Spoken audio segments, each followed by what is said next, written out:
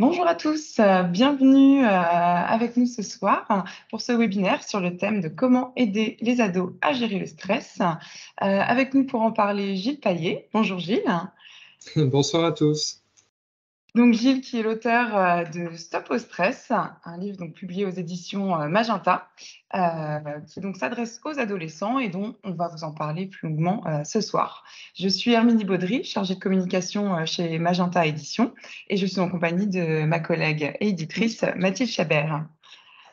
Donc le webinaire, pour tous vous expliquer, il va durer à peu près 1 heure. Jusqu'à 19h30, on est ensemble. Pour débuter, Mathilde vous présentera la collection Sans tabou.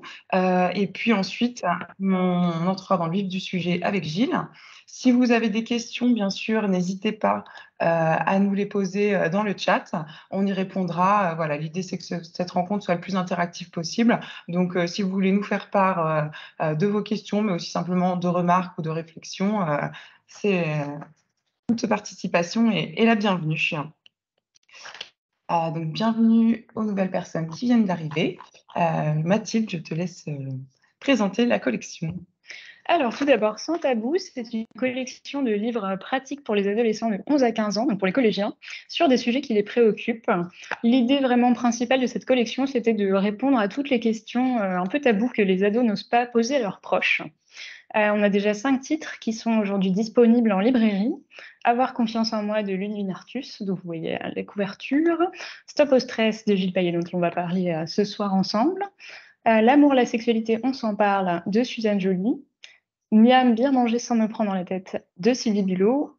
Et le tout dernier qui vient de sortir il y a quelques jours en librairie, Avec mes amis, j'assure, de Ludwig Artus. Donc tous les livres de la collection contiennent des conseils et des explications. Ils sont tous illustrés par Clémentine Latron, qui apporte une touche de légèreté à des sujets qui ne sont pas toujours très joyeux. Tous les livres contiennent des jeux, des tests pour bien se connaître.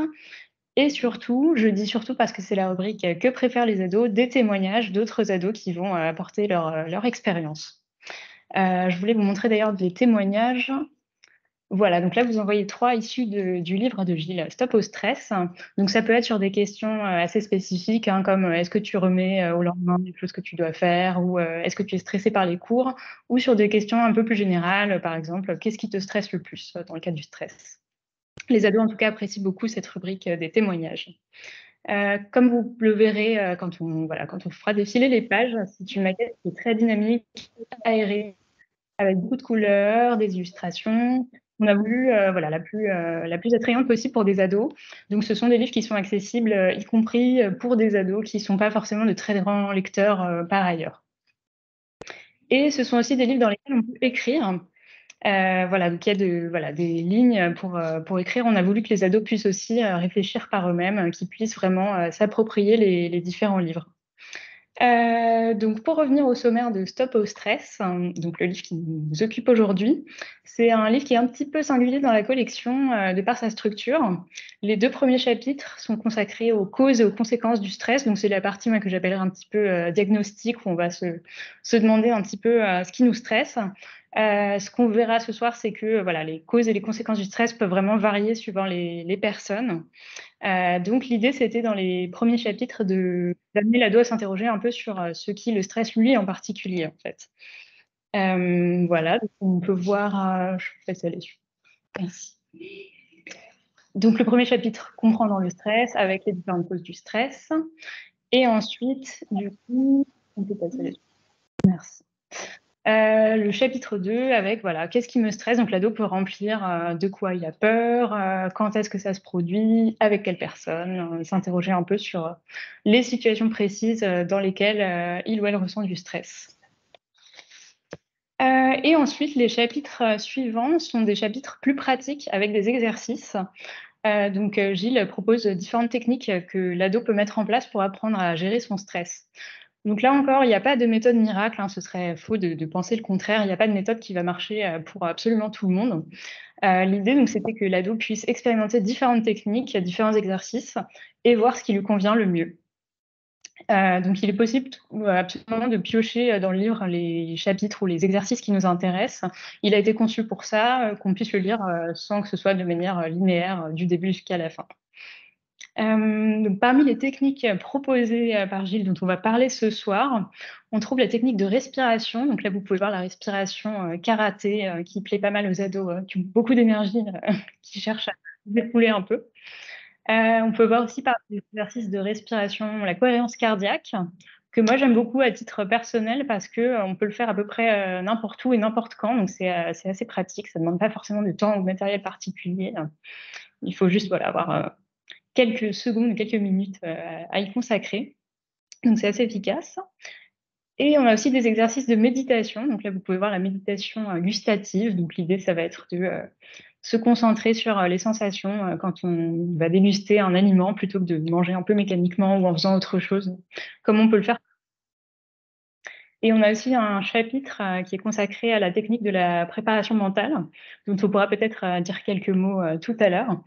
Par exemple, l'exercice des phrases positives, ça va être par exemple au lieu de se dire ah c'est sûr je vais échouer au devoir que je dois faire demain, essayer de penser les choses de manière plus positive et se dire bon bah je sais pas si je vais réussir ou pas, mais de toute façon je vais faire de mon mieux, je vais essayer de voilà faire le maximum pour y arriver et essayer de se projeter de manière plus positive plutôt que de s'imaginer toujours en situation d'échec, ce qui évidemment n'arrange pas vraiment les choses.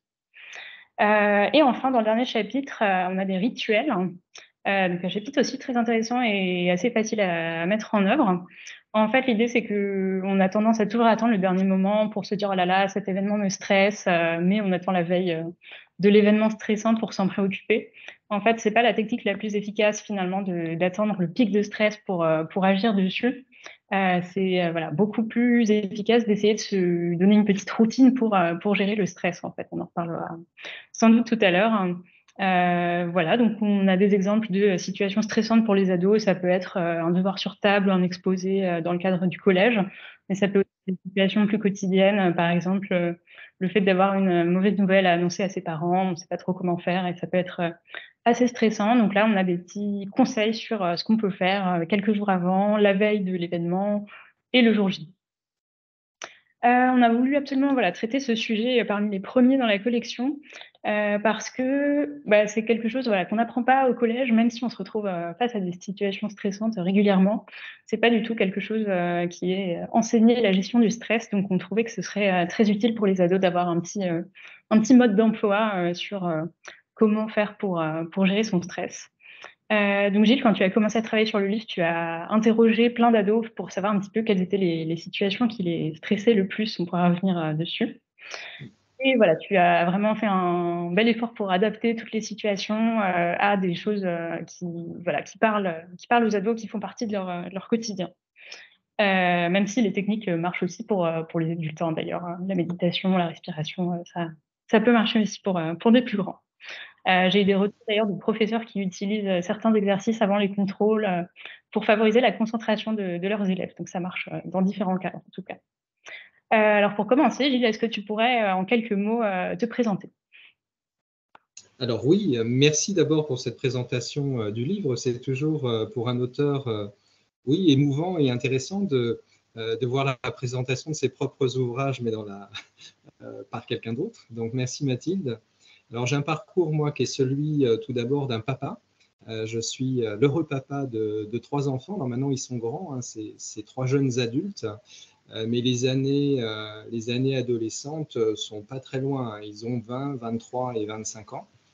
Et professionnellement, j'exerce plusieurs métiers, dont celui de coach et de sophrologue pour les jeunes, justement. Je m'adresse à des élèves de primaire, de collège, de lycée, mais également des étudiants qui sont dans le cadre de préparation et d'études supérieures, donc préparation des concours, classes préparatoires, les différents oraux qui jalonnent un parcours universitaire ou d'école pour les études supérieures. Et les problématiques que je rencontre le plus souvent concernent effectivement le stress. C'est je dirais le sujet de consultation numéro 1 en tant que sophrologue et en tant que coach pour enfants. Il y a également le sujet des émotions, comment apaiser, je dirais, ou mettre à distance les émotions qui souvent troublent nos pensées et nos raisonnements. Le sujet de la confiance en soi et de l'estime de soi, qui est un autre sujet, sont en bonne place également dans les motifs de consultation. Et puis, il y a aussi d'autres sujets, beaucoup l'anxiété. Alors, l'anxiété et le stress est assez proche. On pourra éventuellement parler des différences. Et puis, il y a également le sujet du sommeil, de la concentration pour les enfants hyperactifs qui ont du mal à se concentrer, notamment en classe. La sophrologie, l'attention à l'instant présent, eh bien, fait partie des ressources intéressantes pour apporter des réponses aux enfants. Merci Gilles. Et justement, ouais, pour commencer, on peut peut-être, avant de rentrer vraiment de se concentrer sur les ados, une petite définition, puisque ça c'est valable pour tout le monde. Le stress, qu'est-ce que c'est? Quelle est en fait la différence? Puisqu'on parle souvent d'inquiétude, de peur, d'angoisse. C'est quoi la différence? L'anxiété aussi, c'est quoi la différence entre tout ça? Alors, tous ces mots, en fait, ont un point commun, c'est-à-dire le stress, l'anxiété, ça peut être aussi un excès de stress avec une crise d'angoisse, désigne en fait je dirais un état interne, un état à la fois psychologique et physique, qui nous empêche, je dirais, ou qui trouble en tout cas nos pensées, notre façon d'agir. Ce sont des alarmes aussi, donc un stress, je peux être stressé parce que la définition du stress, en fait, c'est de projeter finalement, ou la situation de stress, c'est de projeter des images. Si le stress est négatif, parce que le stress peut être positif également, mais un stress négatif, c'est que je vais projeter ou je vais avoir un flux de pensées négatives et qui vont mettre mon corps en émotion, qui vont faire que je vais avoir peut-être une sudation excessive, que mon cœur va se mettre à battre plus rapidement, que mes pensées vont être confuses. Donc ça, c'est un état de stress par rapport à un événement soit qui survient, qui me surprend, je suis stressé parce que je suis surpris par un événement, ou bien par un événement à venir. Voilà, donc on stresse parce qu'il y a quelque chose dans quelques secondes, dans quelques minutes, dans quelques heures ou dans quelques jours qui va se passer, et on n'est pas à l'aise par rapport au déroulement de ce qui va se passer. L'anxiété, c'est un état pareil, interne, où on n'est pas bien sûr, mais c'est un état un petit peu plus permanent. C'est pas forcément, ça peut être une nature aussi. On a des natures anxieuses, donc là, c'est lié plutôt à sa personnalité, c'est plutôt quelque chose de permanent. On parle beaucoup, et c'est un sujet également de consultation en tant que sophrologue qui monte en flèche, je dirais, depuis 2-3 ans, finalement depuis les premiers confinements.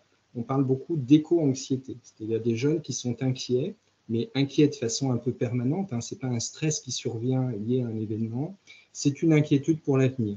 Et notamment quand certains jeunes font face aux enjeux, notamment écologiques, mais pas que, c'est aussi les enjeux économiques, de savoir quelle va être ma place dans le monde, dans mon monde d'adulte plus tard, lorsque je serai adulte. Eh bien, il y a des enfants qui vivent ça de façon très fortement négative. Donc là, on ne parle pas de stress, mais plutôt d'anxiété. La panique, c'est un pic de stress, mais une crise de panique, c'est quelque chose qui est très difficile à enrayer. En tout cas, lorsqu'on est sur le pic de panique. C'est le principe d'une panique, c'est que on ne contrôle plus rien, ni les pensées, le corps s'emballe, et la priorité, c'est de faire redescendre tout ça. Donc, il y a un certain nombre de techniques, mais ça prend un petit peu de temps, parce qu'une crise de panique, c'est une crise de panique. Voilà. Donc là, c'est un excès dans un temps très court, on va dire un pic de stress. Voilà, c'est la crise de panique. Donc voilà les trois grands points entre peut-être le stress, l'anxiété, la panique. Alors l'inquiétude fait partie aussi de ces états intérieurs qui sont difficiles à vivre, bien sûr. Tout cela sont des mots dont le fil rouge, encore une fois, le point commun, c'est le fait de ne pas être bien finalement. Encore une fois, ni bien psychologiquement, ni bien physiquement. Mais j'évoquais également le stress positif. Le stress est une stimulation de notre organisme par rapport à quelque chose que l'on voit ou que l'on appréhende.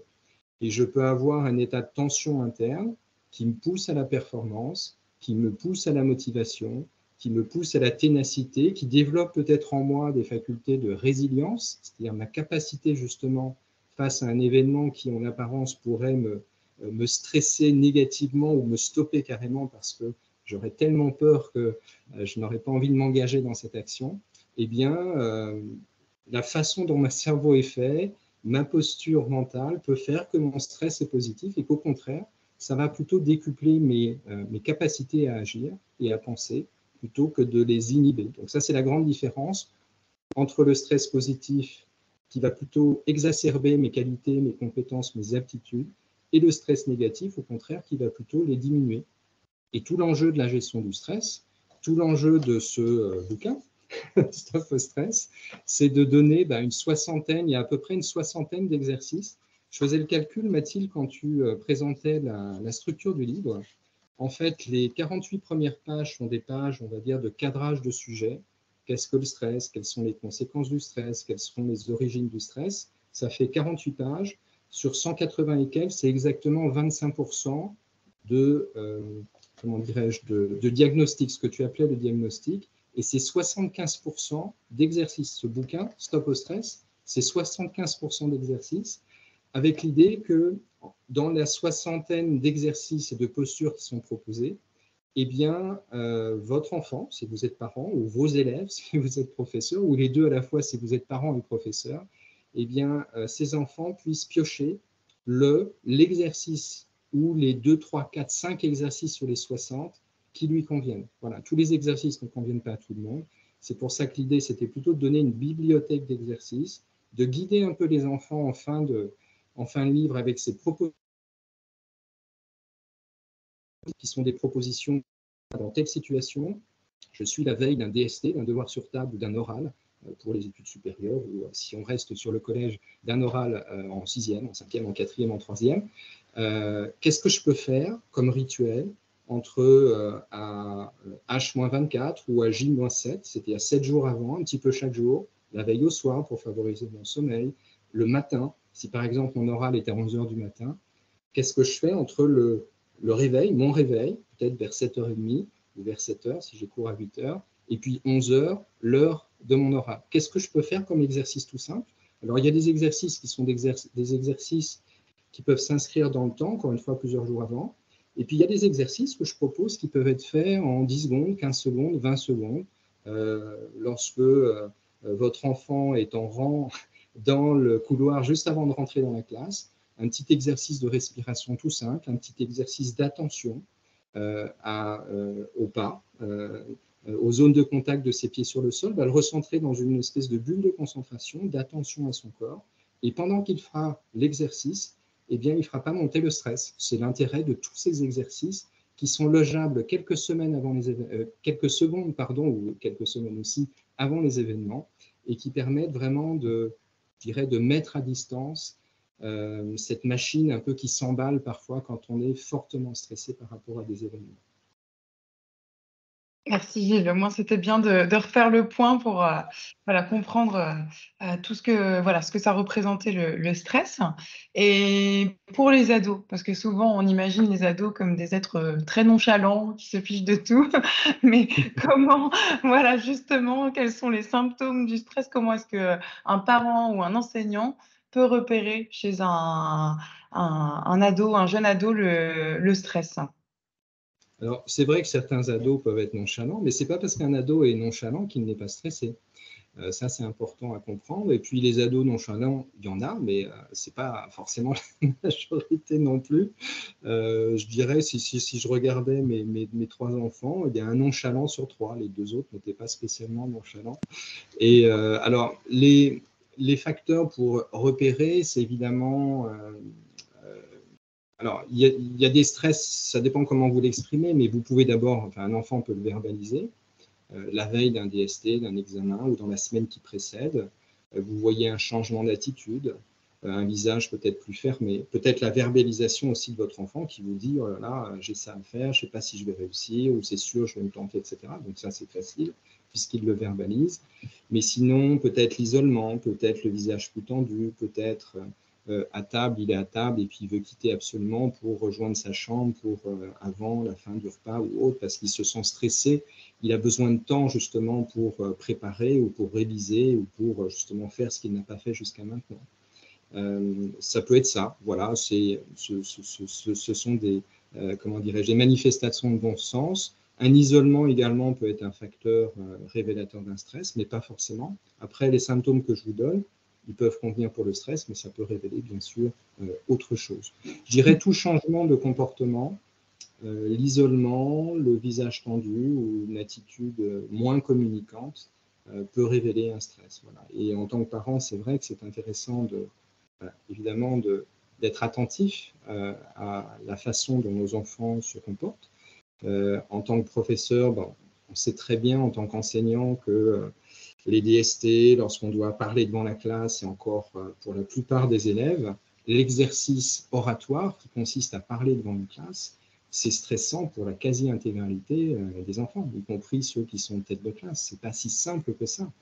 Ça n'est pas parce que vous êtes un enfant avec, je ne sais pas, 18 sur 20 de moyenne générale que vous n'êtes pas stressé quand vous intervenez devant la classe de 30 élèves plus le professeur. Dans l'échelle, vous voyez, des stress, même pour les adultes, la prise de parole en public fait partie des situations les plus angoissantes, y compris dans la vie d'entreprise, etc. C'est pas si simple que cela. Donc, on sait à l'avance aussi qu'il y a un certain nombre d'événements dans la vie. L'oral du diplôme national du brevet n'est pas si simple que ça, encore une fois, pour tout le monde. Donc là, ça peut être un pic de stress pour une classe tout entière que d'avoir à s'exprimer devant un jury sur un sujet, certes, qu'on a pu préparer, mais certains élèves le prépareront moins bien. Donc, moins on bosse, plus on stresse. Il y a aussi une sorte de relation mathématique entre le travail fait en classe ou fait chez soi, la préparation, et puis son niveau de stress. Donc, je rappelle toujours d'ailleurs que dans la meilleure façon de baisser son stress, c'est de préparer, c'est de bosser. Alors, c'est un truc, c'est pas sexy, hein, comme c'est sexy entre guillemets pour les profs et les parents, qui se disent « Ah oui, ça c'est un discours rassurant », c'est moins sexy pour les enfants quand je leur dis si tu veux faire baisser ton stress fortement par rapport à si l'enjeu c'est un enjeu scolaire, l'une des méthodes les plus efficaces, c'est évidemment de travailler, parce que plus on maîtrise un sujet et plus le stress est à distance. Voilà. Mais ce n'est pas le seul sujet. Là où je voulais être clair aujourd'hui peut-être, c'est que souvent on associe le stress à l'école. L'école, il y a la dimension des résultats scolaires, bien sûr, et c'est à ça généralement qu'on pense, mais l'école, ça peut être aussi le harcèlement. L'école, ça peut être aussi le regard de ses camarades. L'école, c'est aussi à chaque fois, surtout au collège, qui est une période, surtout la classe de 6e, 5e, quand on passe de l'univers protégé, de la maîtresse ou du maître unique, à cet éclatement total de la 6e, où on a autant de cours que de profs, etc., où les cours de récréation sont plus grandes, où il y a peut-être parfois plus de violence, ou plus d'intimidation, plus de relations en tout cas, avec différents niveaux, avec des très grands. Un enfant de 10-11 ans qui est mêlé dans la cour à des enfants de 15-16 ans qui jouent les gros durs, ça peut être facteur de stress, indépendamment des notes. Le stress, ça peut être à la maison, en cas de soucis à la maison, quels que soient les soucis, que ce soit un parent qui est au chômage, que ce soit des parents qui se disputent, que ce soit des parents séparés, et séparés qui se disputent en plus, ce sont des facteurs de stress que vivent bien sûr les enfants. Je vous ai parlé de l'éco-anxiété. Les questionnements en collège sur l'avenir, sur le choix, sont un petit peu lointains, et puis parfois ils sont proches. Ça dépend aussi du discours parental. Certains parents mettent un peu la pression. Moi, je suis face à des parents parfois, lorsque le premier rendez-vous en sophrologie, je le fais toujours avec les parents, la première partie du rendez-vous, avec les deux parents, même en cas de séparation, et l'enfant. Et je vois dans le discours, j'entends parfois dans le discours des parents que l'emploi du temps de leurs enfants est un emploi du temps de ministre, c'est-à-dire qu'en plus des cours, en plus des devoirs, il y a les cours en plus, les cours de maths, les cours de français, les cours d'anglais, il y a peut-être une discipline musicale avec parfois, les enfants ont dans leur emploi du temps des objectifs aussi, des objectifs soit de compétition sportive, soit de compétition musicale, de préparer un morceau de piano ou de flûte traversière ou de musique en général. La musique, c'est très exigeant et c'est une zone où il y a beaucoup de tension parce que beaucoup d'exigences. Une note fausse, une fausse note, ça s'entend tout de suite. Il y a une pression forte, je trouve, autour des disciplines musicales qui sont des disciplines absolument formidables, bien sûr, mais qui sont très exigeantes et qui peuvent générer également du stress. Voilà. Je voulais dire ça parce que le stress lié à l'école, c'est souvent attaché uniquement aux notes, mais ce n'est pas vrai. C'est pas vrai. Peut-être que le 3/4 du stress, c'est ailleurs que les notes. Ouais. Et justement, on a une remarque très à propos de Gwenaëlle qui nous dit que le stress du quotidien n'est pas pathologique, mais c'est plutôt physiologique. À quel moment, à partir de quand est-ce qu'on doit s'inquiéter pour un jeune? Pour un jeune, Mm. c'est... Enfin, c'est moi qui Alors, rajoute, c'est pas là pour tout le monde. Enfin, à partir de quels symptômes? oui, Mm. bah, le symptôme, enfin, c'est un sujet complexe, c'est une question complexe. Il n'y a pas de réponse simple parce que les facteurs pour les uns ne correspondent pas aux autres. Il faut s'inquiéter quand l'enfant ne va pas bien, en fait. C'est surtout ça. Si la question est sur le sujet de l'inquiétude, le seul critère visible, c'est un enfant qui ne va pas bien. Si l'enfant ne va pas bien, il faut s'inquiéter. Si c'est un stress négatif, mais que l'enfant arrive à gérer, ça fait partie de l'école de la vie aussi. Ça fait partie, c'est là où il développe ses facultés de résilience. Donc, il ne faut pas s'inquiéter. Si le stress est normalement négatif et qu'il n'impacte pas ni le moral, ni la santé psychique, ni l'attitude de l'enfant, le stress, un stress un peu négatif qui forge votre caractère, c'est aussi très positif. Encore une fois, c'est ce que j'appelle l'école de la vie. C'est intéressant. Et un enfant qui ne va pas bien, qui est replié, qui ne veut plus aller à l'école, par exemple, un enfant, alors ça peut être de la phobie scolaire, mais la phobie scolaire, c'est un adressage plutôt avec un travail avec un psychologue, voire un psychiatre, voire un thérapeute qui est particulièrement sensible aux problématiques de phobie scolaire qui sont très complexes à démêler. Mais la phobie scolaire peut cacher, je parlais de harcèlement, un enfant qui ne veut plus aller à l'école, il faut s'inquiéter, bien sûr. C'est typiquement une situation, mais ce que je veux dire, c'est que l'inquiétude, il n'y a pas à s'inquiéter de savoir si on doit être inquiet ou pas, en quelque sorte, c'est l'inquiétude de l'inquiétude. À partir du moment où votre enfant manifeste quelque chose de objectivement délicat ou un comportement très différent, c'est là où il faut s'inquiéter. J'évoquais, je terminerai peut-être là-dessus, les situations de harcèlement scolaire sont des situations profondément destructrices pour les jeunes si on n'y prête pas attention, parce que c'est beaucoup de violence et beaucoup de souffrance, les situations de harcèlement scolaire. On connaît certaines conséquences du harcèlement scolaire qui vont jusqu'au suicide. Donc effectivement, dans ces situations où il y a un comportement inhabituel, ou entre guillemets non normé, je ne parlerai pas de normalité, mais de non normé dans le comportement, comme un refus d'aller à l'école, c'est là où il faut entamer une discussion importante, ne pas lâcher l'enfant s'il lui dit non, non, tout va bien. Ben non, ce que tu montres ne va pas bien, montre qu'il y a quelque chose, peut-être aller voir les profs, les sœurs concernés, en parler, mais surtout de libérer la parole. J'ai quelques cas en tête assez difficiles à entendre parce que les enfants sont en grande souffrance. Pour le sujet du stress, c'est même plus le stress, c'est un sujet d'urgence. Ouais.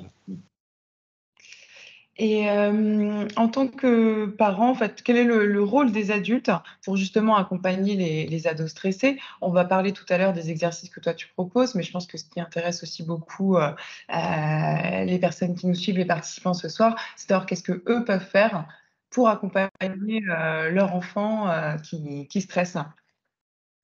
C'est peut-être c'est vrai, enfin, je ne suis pas là pour vendre le livre, c'est pas ça, mais peut-être parler du livre parce que justement, ce bouquin est un bouquin, on parle de livre ce soir, c'est le livre Stop au stress, donc paru chez Magenta Édition, un livre en 2023, comment dirais-je, tu parles du rôle des parents, moi je pense que les parents, quand ils ont un livre du type de Stop au stress, c'est très aidant parce qu'il y a justement cette panoplie qui permet de tendre un pont avec leurs enfants qui sont peut-être moins lecteurs.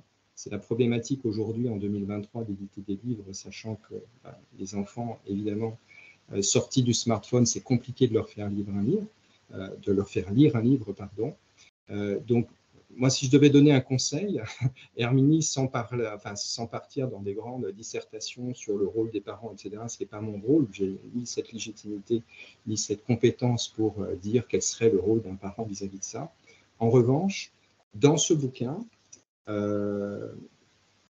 est aidant, et il est aidant pour les parents pour aider leurs propres adolescents, je trouve. En tout cas, c'est comme ça qu'il a été écrit. C'est comme ça qu'il a été construit avec Mathilde, l'éditrice. C'est un bouquin dont la finalité est que les jeunes le lisent, mais on sait très bien comment ça se passe. Il a été écrit également pour que les parents puissent le lire et le transmettre à leurs enfants. Voilà. Avec cette ouverture à 365 degrés, puisque le bouquin propose, comme tu le disais, à la fois des exercices de respiration, à la fois des exercices de méditation, donc d'attention à son corps, à ses pensées, des exercices de préparation mentale, des exercices de visualisation dans la préparation mentale, d'ancrage, de reformulation positive sans cesse des situations négatives pour habituer son cerveau à développer finalement une sorte de résilience face au stress, aux situations qui nous stressent. Et puis il y a aussi le quatrième domaine des exercices dans sa relation avec les autres. Ça, c'est un angle un petit peu plus original. La relation avec les autres, c'est la relation bien sûr avec les autres personnes, des personnes, ce que j'appelle les personnes ressources. Ça peut être des thérapeutes bien sûr, mais ça peut être des amis, ça peut être bien sûr. Il y a aussi le domaine des êtres vivants. Toutes les études montrent, par exemple, que d'avoir un chat, ou d'avoir un chien, ou de caresser un chat, ou de caresser un chien, ou d'avoir un animal de compagnie quel qu'il soit, ou pourquoi pas si vous pratiquez l'équitation, ou si vous suggérez à votre enfant de pratiquer l'équitation, on parle d'équithérapie, c'est-à-dire le côté hyper apaisant. Enfin, il suffit de le pratiquer. Je ne sais pas si dans notre auditoire, je vois qu'il y a 28 personnes de connectées, vous avez chez vous un animal de compagnie, même un poisson rouge. Alors, le poisson rouge, on ne peut pas le caresser, je suis d'accord. Et la présence d'un être vivant dans l'espace familial ou dans l'espace de l'appartement ou de la maison familiale suffit à apaiser. J'évoque dans la partie préparation mentale ce que j'appelle l'effet doudou, c'est ce qu'on appelle en préparation mentale la technique d'ancrage. Vous associez à un objet, ou à un mot, ou à une odeur, ou à un geste, un état mental souhaité. Le doudou, on ne le sait pas, on connaît tous les doudous, on a tous eu un doudou à un moment donné. Un certain nombre d'adultes, je crois que c'est de l'ordre de 15%, ont encore des doudous. Bon, ils ne le crient pas sur les toits. Mais la fonction première d'un doudou, on parle de neurosciences, c'est-à-dire la façon dont notre cerveau fonctionne. Alors, le cerveau des ados, bien sûr, mais le cerveau des ados, c'est aussi le cerveau des adultes, que nous sommes nous, en tout cas autour de cette table. C'est d'ancrer, là par exemple dans un doudou, une poupée ou un nounours, d'ancrer le fait que quand j'ai le nounours près de moi, rien ne peut m'arriver. Ce nounours est aussi un confident, je peux tout lui dire, alors que je ne peux pas forcément tout dire à ma mère, ni à mon père, ni à mon petit frère, ni à mon grand frère, ma grande soeur, ma petite soeur, ni à mon meilleur ami, ni ma meilleure amie. Le doudou, je peux. Et je sais que quand je le serre contre moi, quand je suis dans mon lit, par exemple, le soir, je peux m'endormir et mes soucis sont à distance. Donc j'évoque aussi dans ce bouquin toutes les approches en neurosciences qui permettent d'utiliser, mais y compris quand j'ai 10 ans, 11 ans, 12 ans, 13 ans ou 14 ans ou 15 ans, donc les années collège, d'utiliser toutes les ressources des neurosciences pour mettre à distance ce qui me soucie. Et du coup, mieux dormir. Et du coup, moins être en émotion quand je suis dans la classe pour parler et réciter et faire la récitation en histoire, peu importe. Mieux gérer mes émotions quand je suis face à ma feuille et que je suis face à un devoir sur table, un DST, de maths, etc., peu importe la matière. Moins stressé quand en éducation physique ou parce que, parallèlement au collège, je pratique, par exemple, le tennis en compétition. Eh bien, j'ai des matchs à jouer, j'ai une préparation mentale à faire et je peux mettre à distance le stress également, y compris dans ma pratique sportive lorsqu'il y a un enjeu de performance, c'est-à-dire un cadre de compétition. Ouais, on a une question de Magali qui nous demande voilà, un petit cas précis. Que tu conseillerais pour aider une adolescente qui se met à bégayer lorsqu'elle se sent évaluée ou avec des inconnus? Typiquement, voilà l'exemple, un ado qui est stressé à cause du bégaiement. Quel exercice on pourrait mettre en place? Alors, ce qui me vient tout de suite, mais encore une fois, ce genre de mise en situation, enfin, je reviens sur la pratique professionnelle, mais je vais répondre à la question. C'est-à-dire que des réponses toutes faites sans connaître la psychologie des enfants, c'est impossible, c'est-à-dire c'est vain. Donc, je vais donner quelques petites pistes.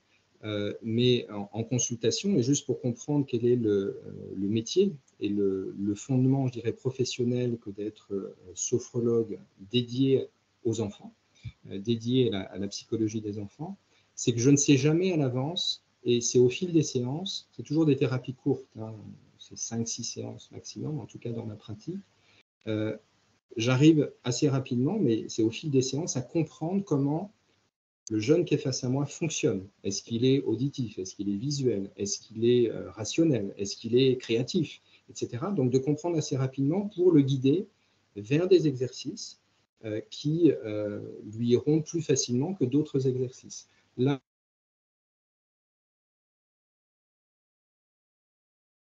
ça peut avoir une origine nerveuse, c'est-à-dire c'est la façon dont le cerveau fonctionne vis-à-vis du langage. Donc, il y a des orthophonistes qui travaillent sur le bégaiement. Ce que je veux dire, c'est que ce n'est pas que de la sophro. C'est pour ça que le sujet du bégaiement, je le sais, est un sujet complexe, qui n'est pas, ça serait vain de promettre quelque chose qui fonctionne à tout prix sur le bégaiement, c'est quelque chose de complexe. Donc, c'est orthophonie, c'est parfois neurologues qui sont missionnés sur les situations de bégaiement. Mais pour revenir dans mon domaine, si la situation de bégaiement n'est pas ce qu'on appelle pathologique, c'est-à-dire qu'il nécessite un accompagnement médical par ailleurs, parfois avec des traitements médicamenteux. Sur le bégaiement, ce qui est intéressant, c'est de travailler sur l'oralité, c'est-à-dire sur la confiance de parler sans bégaiement justement. Donc il peut y avoir dans les 15 jours qui précèdent une intervention orale qui nous stresse, et comme on a déjà bégayé ou comme on bégaye régulièrement, c'est un travail sur le langage, sur la diction. Le fait de pouvoir prononcer de façon impeccable chaque syllabe de chaque mot de la leçon en question qu'on aura à réciter ou à livrer dans 15 jours. Donc ça, c'est un premier travail, je dirais, sur le langage et sur la diction, et finalement presque sur notre capacité, mais dans notre bouche et avec nos cordes vocales, à prononcer clairement. Deuxième exercice qui me semblerait intéressant, c'est la visualisation. Toutes les techniques de visualisation qui viennent beaucoup du monde sportif et du monde de l'entreprise sont très simples à mettre en place. Vous parlez d'une jeune fille, hein, c'est ça, Herminie, c'était une jeune fille, le cas? Ok. Le prénom a été nommé ou pas? Non. Bon. Admettons que cette jeune fille, pardon, s'appelle Marie, c'est simplement pour que ce soit plus concret peut-être pour celles et ceux qui nous écoutent. Je conseillerais, ou en tout cas j'inviterais Marie à tester le pouvoir de la visualisation. Le truc est très simple. Marie peut s'installer, par exemple, en position assise, ou pourquoi pas la veille au soir en position allongée dans son lit. Et l'idée, c'est de le faire plutôt, pas que la veille au soir, mais plutôt dans les 7 jours qui précèdent, une fois par jour, pendant 2 à 3 minutes. Donc, de s'installer dans une position confortable, les yeux fermés, d'avoir un premier temps de mise au repos, j'allais dire, de son corps et de son esprit, simplement de porter son attention sur sa respiration. Donc, Marie pourrait, les yeux fermés, dans sa position confortable, inspirer lentement à son rythme et expirer lentement à son rythme, et de faire comme ça 6-7 respirations complètes, simplement en ralentissant sa respiration, pour encore une fois apaiser, mettre au calme son corps et son esprit, puis ensuite de se visualiser rentrant dans la classe, s'asseyant, visualisant son professeur ou sa professeure, l'interrogeant. Marie pourrait se visualiser se lever, se mettre devant le tableau et face à la classe, et faisant sa récitation s'il s'agit d'une récitation, ou échangeant avec la classe ou avec le professeur s'il s'agit d'un échange contradictoire, entre guillemets, sur un sujet en particulier. Et la visualisation fonctionnera, c'est-à-dire apaisera Marie, lui donnera plus de chances d'être avec le moins de bégaiement possible le jour J, si elle le fait, vous voyez, une fois par jour, sur les 7 jours qui précèdent, parce qu'elle va habituer son cerveau, entre guillemets, à la réussite. L'idée de la visualisation, pour qu'elle fonctionne, c'est de se visualiser toujours en expression, en mobilisation de ses capacités. Il ne faut pas imaginer des capacités qu'on n'a pas. Par exemple, de s'imaginer être quelqu'un d'hyper charismatique, avec une voix hyper fluide, alors qu'on part d'un peu plus loin. Simplement de s'imaginer sans avoir le stress qui vient brouiller son esprit au point qu'elle en bégaye. Voilà, de se visualiser simplement en parlant normalement, pas de façon si extraordinaire que ça, mais sans bégaiement. Elle peut visualiser des situations où, sur une récitation, elle visualise son prof qui lui pose une question et elle se visualise répondant de façon fluide et sans bégaiement devant son professeur. Voilà. Et puis un troisième exercice, peut-être, juste avant de rentrer en classe. C'est un exercice que je communique souvent parce qu'il est simple à retenir et il va prendre entre 10 secondes et 20 secondes à faire par Marie. C'est la respiration 555. Alors, il y a plein de techniques de respiration que je développe dans le bouquin, mais je vous donne juste cet exercice, il est simple à retenir. Admettons qu'elle attend de rentrer dans la classe, elle sait qu'elle va être interrogée, donc la pression peut commencer à monter. Et pour couper ou mettre à distance cette pression, en attendant d'entrer dans la classe ou bien dans la cour de l'école avant de monter dans sa classe, elle pourrait très bien, discrètement, c'est un exercice qui se fait tout à fait discrètement, donc respiration 555, j'inspire en comptant 1, 2, 3, 4, 5 dans ma tête, à peu près 5 temps, ça fait à peu près 5 secondes, donc j'inspire 1, 2, 3, 4, 5, j'expire 1, 2, 3, 4, 5, donc à peu près 60 secondes, et je le fais 5 fois. Donc vous voyez, vous inspirez sur 5 secondes, vous expirez sur 5 secondes, ça fait 10 secondes, et vous le faites 5 fois, ça fait 50 secondes, un petit peu moins d'une minute. Cet exercice, vous pourriez le tester là, après cette conférence dès ce soir, là, si vous êtes accompagné de votre mari, vous l'équivalent de Marie, vous pourriez, dès que c'est terminé, faire, vous, parents, et puis peut-être votre enfant, de le faire tout de suite. Vous mettez au calme là, dès que c'est terminé, vous inspirez sur 5 temps, vous expirez sur 5 temps, et vous le faites 5 fois.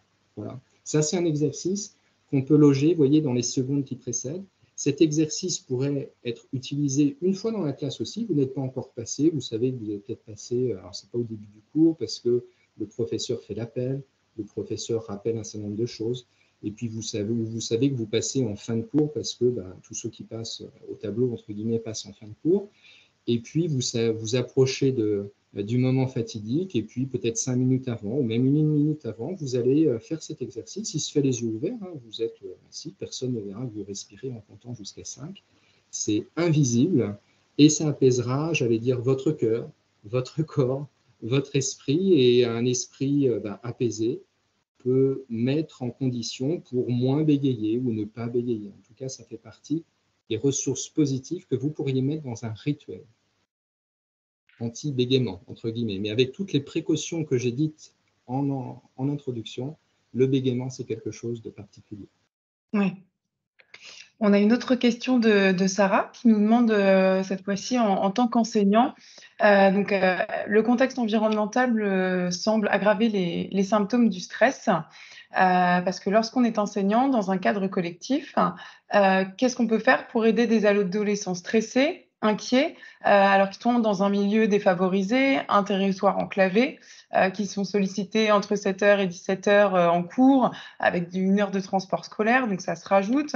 Plus l'été, il fait chaud, donc j'imagine qu'elle doit être dans le sud, 33 degrés à l'ombre l'après-midi, sans refroidisseur dans les classes et sans aide possible à leur domicile quand ils rentrent chez eux. Voilà, comment est-ce que quand on est enseignant et qu'il y a toutes ces difficultés qui s'accumulent, on peut faire, parce que j'imagine que dans le livre, il y a aussi des exercices. Ce livre, il est construit pour que ce soit une lecture personnelle, mais il y a des choses qui peuvent s'adapter. Des enseignants peuvent y trouver des exercices à pouvoir faire en classe, peut-être. Oui, c'est-à-dire que ce que tu décris, Herminie, c'est un conditionnement, on va dire, défavorable. Donc un enseignant, évidemment, ne peut pas agir ni sur la météo, ni sur la température, ni sur l'aspect défavorisé de l'environnement familial, etc. Donc ce n'est pas là-dessus qu'il peut... C'est-à-dire qu'un enseignant fait déjà tellement de choses qu'il n'est pas magicien non plus, ça se saurait. Et ça serait trop bien, d'ailleurs, si c'était vrai, mais ce n'est pas la vraie vie.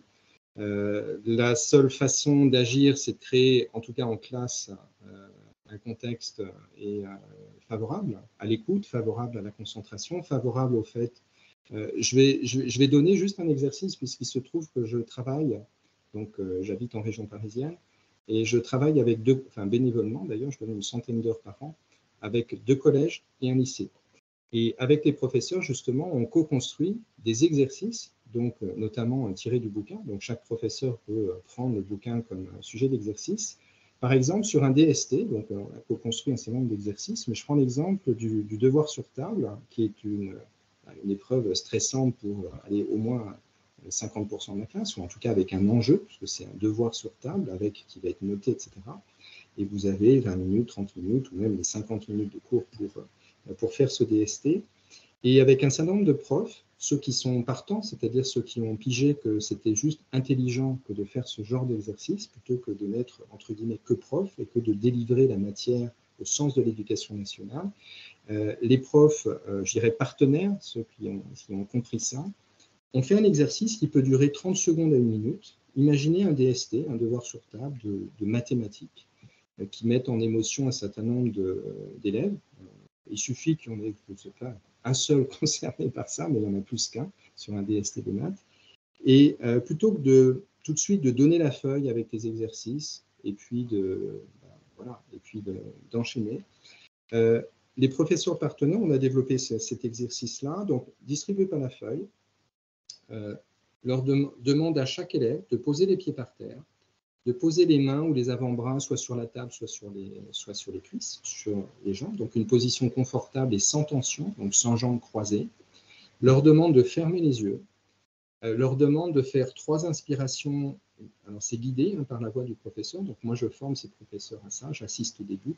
Et ensuite, ils sont largement autonomes. Là, depuis 3-4 ans qu'ils font ça. Donc, ça se passe en dehors de ma présence. Donc, une première inspiration, une expiration, une inspiration, une expiration. Tu peux le refaire une fois. Donc, ça dure à peu près 20-30 secondes.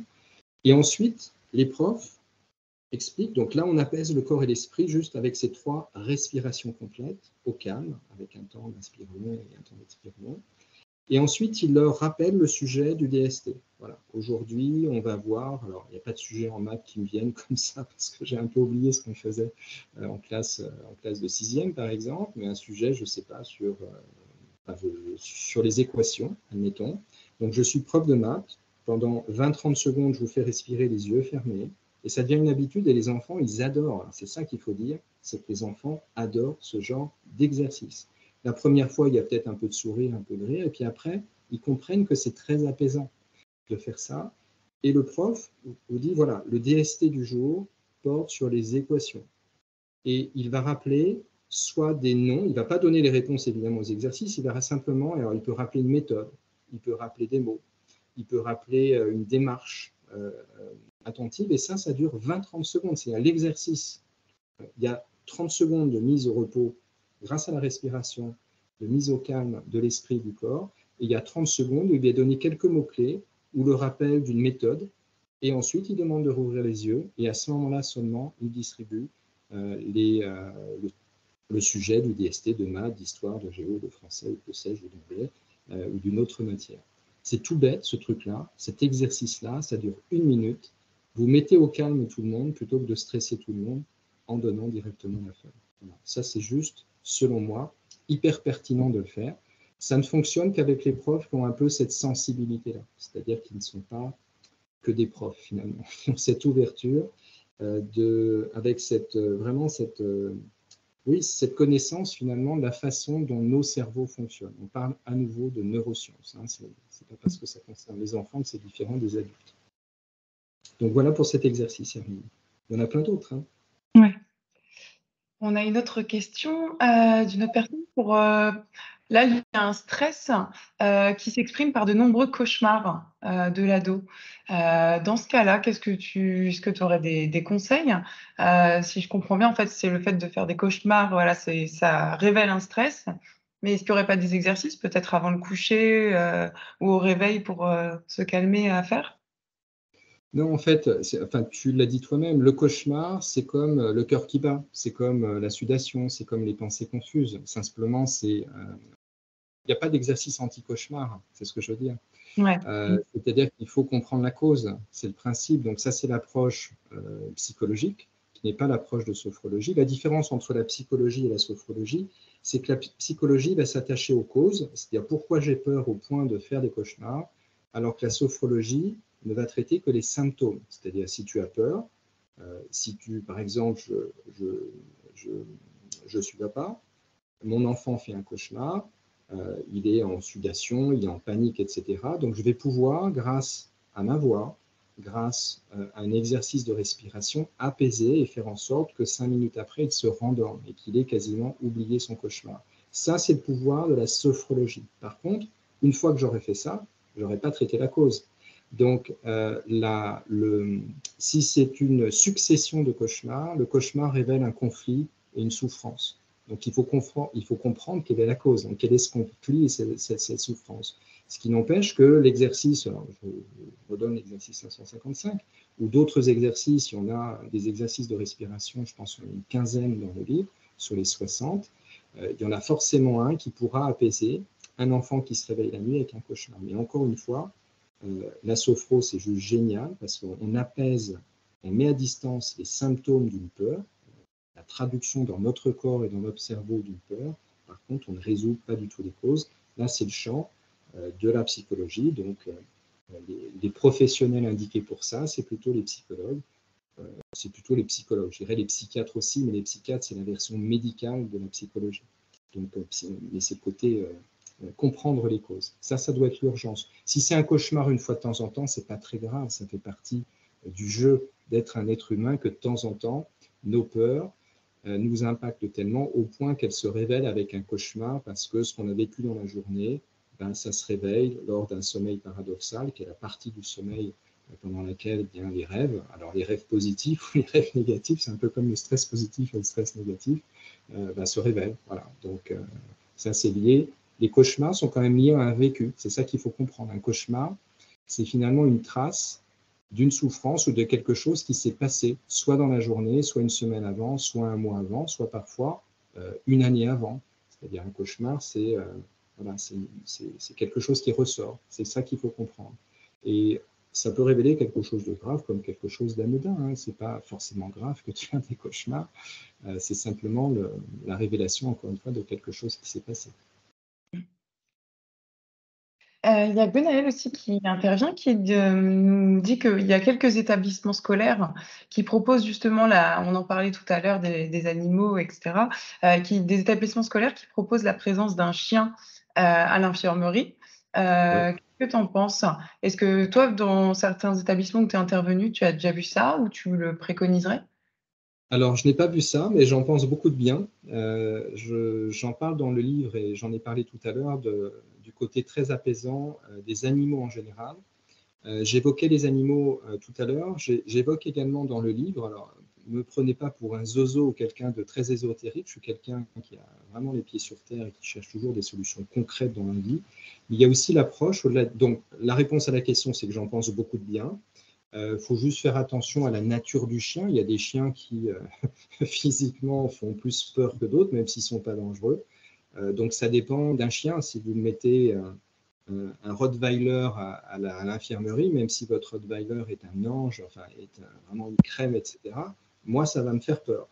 Donc ça dépend du casting, je dirais, sur le chien.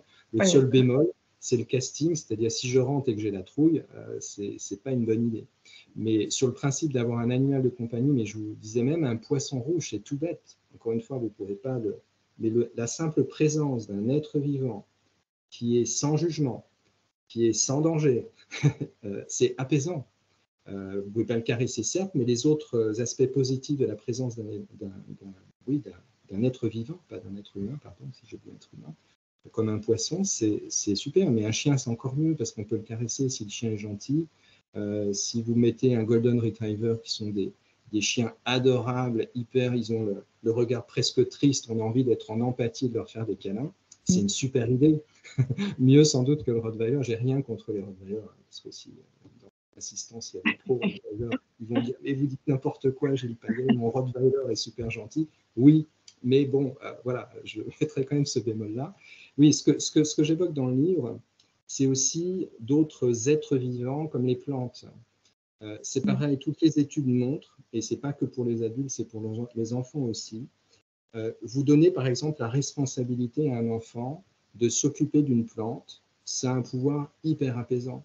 Vous savez, on parle du pouvoir du jardinage, on est dehors, tout ça, il y a l'exercice physique, mais c'est très apaisant. Oui, c'est pas vrai que quand ça n'est pas vrai uniquement quand on est à la retraite, c'est vrai également quand on est jeune. C'est vrai quand on est jeune, de s'occuper d'une plante, ou si vous avez la chance d'avoir un jardin en tant que parent, de laisser dans le jardin une petite zone à votre enfant pour cultiver, pour planter ce qui donnera des tomates peut-être cet été, etc. C'est une bonne idée. Si vous couplez ça avec le fait que l'éco-anxiété augmente, ça peut même être une super idée. Voilà, si votre enfant est particulièrement anxieux, de se rapprocher de la terre, etc. Et surtout, encore une fois, d'un être vivant On parle également de sylvothérapie. Sylvo, c'est l'origine latine de l'arbre. Écoutez, je vous donne un exercice, un exemple. Alors, vous allez me prendre vraiment pour un zozo, parce que je l'ai fait 2 fois, mais avec un bonheur. Mais à chaque fois que je raconte ça, mes enfants se fichent de moi. Et pourtant, j'espère qu'ils feront cette expérience un jour. Enlacez un arbre un jour, mais à l'abri des regards, ne le faites pas. Enlacez un arbre, faites juste cette expérience-là et observez chez vous ce qui se passe. C'est pas stressant du tout, c'est très apaisant. Vous prenez, je sais pas, un tronc d'un sapin, d'un chêne, de ce que vous voulez, peu importe si vos bras ne font pas le tour. Il faut un arbre quand même assez conséquent, hein, l'idée. Et mettez-vous à l'écoute, respirez calmement et mettez-vous à l'écoute de cet être vivant, parce qu'un arbre, c'est un être, si c'est un être, l'arbre, mais sinon, alors je ne sais pas comment on dit. Oui, pour moi, c'est un être, enfin, c'est pas un humain, bien sûr, c'est un arbre, mais c'est vivant, un arbre, c'est tout bête. Une rose, c'est vivant. De l'herbe dans le jardin ou dans un parc, c'est tout bête, on l'oublie, mais c'est vivant de l'herbe. Et c'est très intéressant de se connecter au vivant. Et c'est ce qu'on oublie un peu parfois dans sa chambre. On n'a que des ordis, des smartphones autour de nous, on n'a que des murs. De se connecter au vivant. Les psychologues parlent sur l'aspect de la nature de bain de nature. Christophe André, qui est un psychiatre bien connu, qui a beaucoup écrit notamment sur les émotions, mais pas que, parle de bain de nature. Le fait de faire régulièrement des bains de nature, de s'offrir du verre autour de soi, de toucher, d'enlacer les arbres, si vous allez jusqu'à cette expérience. Tenez, j'adorerais, en tant qu'auteur de ce bouquin Stop au stress, que les 24 personnes encore survivantes de cette conférence puissent, allez, d'ici fin août, là cet été, vous pourriez vous donner cet objectif, mais ça pourrait être un objectif familial, une expérience extraordinaire à faire, d'enlacer un arbre d'ici fin août, et puis vous voyez ce qui se passe. Peut-être qu'il ne se passera rien, peut-être même que ça va vous stresser, je ne sais pas, mais faites au moins l'expérience. Le rapport des enfants, de les reconnecter au vivant, et notamment à la nature, aux animaux, et puis aux relations humaines bienveillantes, c'est l'une des solutions royales pour gérer le stress sur le long terme. Oui. Puis en plus, c'est quelque chose d'assez simple à faire au final, de juste rajouter des plantes dans une chambre ou même chez soi, puisque tout le monde n'a pas de plantes chez soi, ou même dans sa classe. C'est vrai que tout de suite, ça apaise. Donc effectivement, c'est un très bon Absolument. conseil. Mm. Et il faut faire choisir la plante par l'enfant. Il ne faut pas lui offrir une plante. Il faut peut-être aller chez Jardiland ou si vous avez la chance d'avoir une jardinerie près de vous, allez, tenez, on est mercredi, là, il y a un week-end de 4 jours, c'est peut-être pas une mauvaise idée que d'aller à la jardinerie du coin ou pour faire choisir à votre enfant une plante. Alors peut-être qu'il ne voudra pas, hein. S'il ne veut pas, il ne peut pas, parce que ça peut paraître étrange. Derrière les plantes, il y a les graines, mettre des graines, arroser, et puis voir la plante naître. Être à l'origine de la naissance d'une plante, c'est aussi, vous voyez, c'est de la philosophie.